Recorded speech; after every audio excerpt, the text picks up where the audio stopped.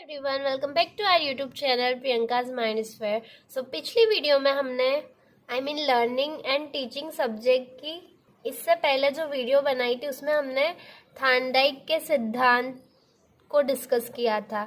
लेकिन इस वीडियो में हम थार्नडाइक के सीखने के नियम देखेंगे। जब भी आप एग्जाम दो तो क्वेश्चन पेपर में देखिएगा, क्वेश्चन पेपर को केयरफुली रीड कीजिएगा कि क्वेश्चन में आपको थार्नडाइक का सिद्धांत एक्सप्लेन करने के लिए कहा गया है या थार्नडाइक के सीखने के नियम को।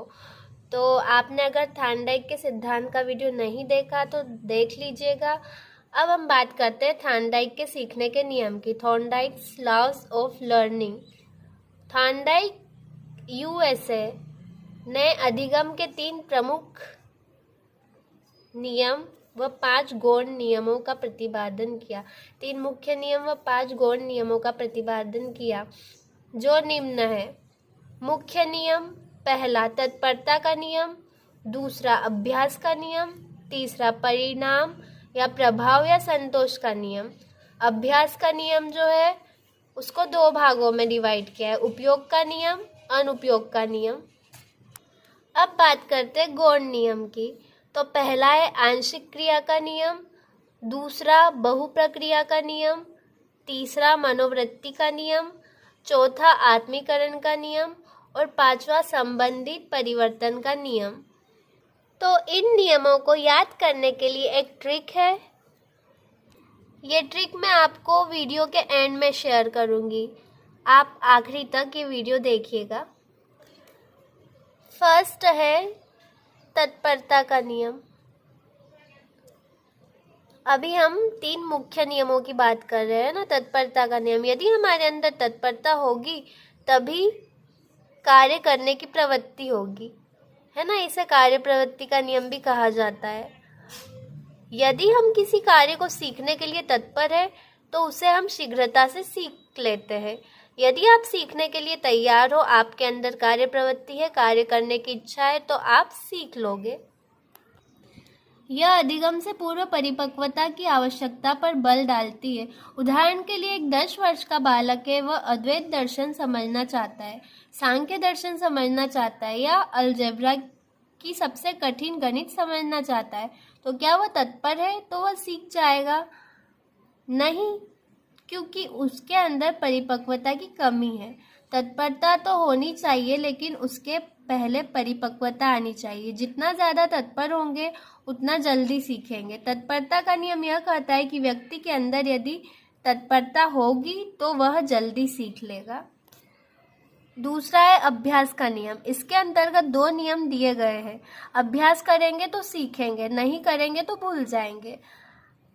पहला उपयोग का नियम। उपयोग का नियम कहता है यदि हमें किसी कार्य को सीखना है तो उस कार्य को हम बार बार करेंगे तो जल्दी सीख जाएंगे। यदि हम किसी कार्य का अभ्यास करते हैं तो उसे सरलतापूर्वक सीख लेते हैं। दूसरा अनुपयोग का नियम। यदि हम किसी कार्य को नहीं करेंगे तो हम भूल जाएंगे। यदि हम सीखे हुए कार्य का अभ्यास नहीं करते हैं तो उसको भूल जाते हैं। फॉर एग्जाम्पल, अगर एग्ज़ाम में मान लो आपका एग्ज़ाम है, ठीक है, और आप ये एक बार टॉपिक पढ़ लोगे।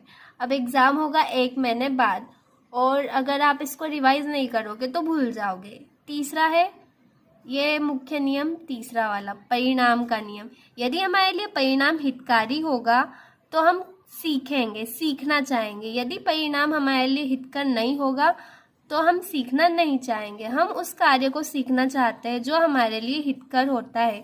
इसे पुरस्कार या दंड का नियम भी कहते हैं। गौण नियम।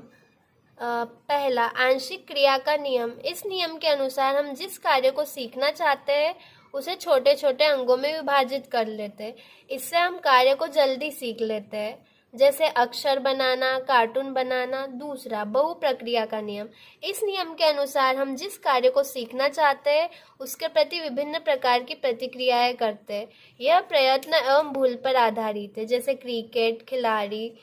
तीसरा मनोवृत्ति का नियम। इस नियम के अनुसार जिस कार्य के प्रति जैसी हमारी मनोवृत्ति होती है उसी अनुपात में हम सीखते हैं, जैसे नृत्य करने की प्रवृत्ति। चौथा, आत्मीकरण का नियम। इस नियम के अनुसार बालक जिस ज्ञान को अपने पूर्व ज्ञान का स्थायी अंग बना लेता है उसे वह जल्दी व प्रभावी तरीके से सीख जाता है। जैसे मुहावरे का प्रयोग करना। पांचवा, संबंधित परिवर्तन का नियम। इस नियम के अनुसार पहले की गई क्रिया को उसी के समान दूसरी परिस्थिति में प्रयोग करने से हम चीजों को सीख जाते हैं। जैसे एक पेंटर पहले कॉपी पर पेंट बनाना जानता था, फिर एक ने कहा 2000 रुपये दूंगा, दीवार पर पेंट से लिख दो, तो उसने संबंधित परिवर्तन किया, उसी के समान दूसरी सिचुएशन में लिखना स्टार्ट किया। अब ट्रिक बताती हूँ मैं आपको। तब करेंगे चाहे आंशिक रूप से करें चाहे बहु प्रक्रिया से करें, लेकिन मनोवृत्ति से करेंगे और ऐसे करेंगे कि आत्मीकरण में संबंधित परिवर्तन आ जाए। तो देखो, तब टी से तत्परता का नियम, ए से अभ्यास का नियम, पी से परिणाम या प्रभाव का नियम। चाहे आंशिक रूप से करें आंशिक क्रिया का नियम, चाहे बहु प्रक्रिया से करें बहु प्रक्रिया का नियम, लेकिन मनोवृत्ति से करेंगे मनोवृत्ति का नियम, और ऐसे करेंगे कि आत्मीकरण से संबंधित परिवर्तन आ जाए। आत्मीकरण का नियम और संबंधित परिवर्तन का नियम।